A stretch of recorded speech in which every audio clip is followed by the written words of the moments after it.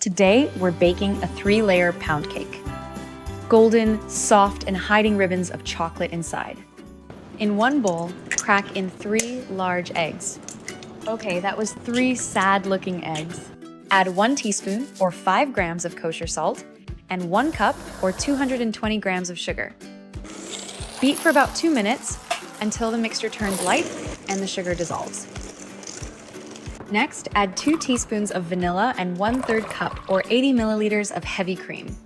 Continue mixing until smooth. Now, this is our liquid base. Here's an interesting fact. The earliest pound cakes were massive because they used a full pound each of butter, sugar, eggs, and flour. Yes, a full pound. No wonder the name stuck. Don't worry, today's recipe keeps the spirit but lightens the load, so you get all the tradition without the brick. In a medium bowl, mix 1 cup plus 2 tablespoons, or 140 grams of all-purpose flour with 1 1/4 teaspoons of baking powder. Mix well so the batter rises evenly and the flavor stays balanced. Now add about 1 cup, or 255 grams of softened butter straight into the flour mix. First, use a spatula to press and blend the butter into the flour. Here's another nugget. The very first baking powder patent in 1843 was made with cream of tartar by an English chemist who wanted to save his wife's arms from endless egg beating. So yes, this cake literally owes its lift to true love and science. Next, switch to a dough scraper. It makes it easier to cut, gather, and fold the flour butter mix together. Give it one last mix with a spatula until smooth. This extra step makes it easier to beat with a mixer later, especially if your machine isn't very powerful. Beat until smooth using a stand mixer, or whisk by hand if you don't have one. Pour in half of the egg mixture, adding it gradually in small amounts. Adding it little by little helps the butter and flour absorb evenly, creating a smoother texture. It also prevents losing the air whipped into the eggs, keeping the cake fluffy. Beat for a full minute on medium-high until the batter turns fluffy and pale. Then add the rest, mixing on medium until the batter has structure and looks glossy and even. That's your success marker. First, grease a 9x5 inch or 23 by 13 centimeter loaf pan with butter so nothing sticks, and preheat the oven to 325 degrees Fahrenheit or 163 degrees Celsius. Now divide the batter into 3 bowls. For the darkest layer, melt 3/4 of a cup, or about 115 grams, of dark chocolate over a double boiler.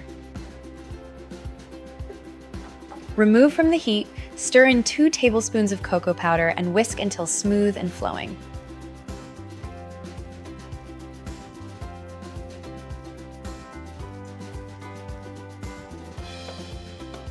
Add in about 1 1/2 cups, or 190 grams, of the batter, mixing until fully combined.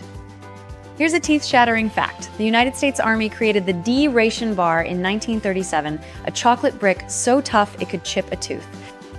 Bitter, heat-resistant, and packing 600 calories, yet it kept soldiers alive in World War II. Pour the mixture into the pan and smooth it flat. That's layer 1.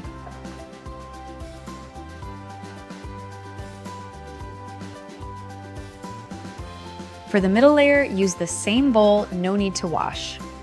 Fold in another 1 1/2 cups, or 190 grams, of batter with 1 tablespoon of cocoa powder.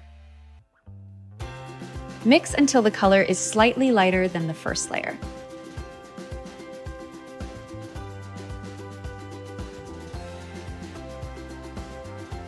Pour over the base and smooth it out.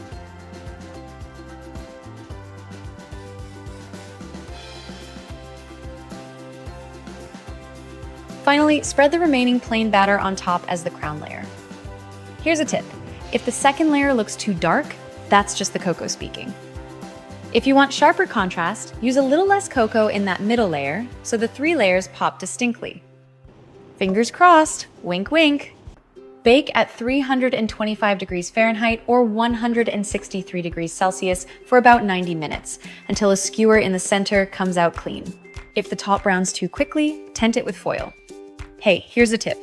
Around the 60-minute mark, the cake may still look raw, so don't be tempted to take it out.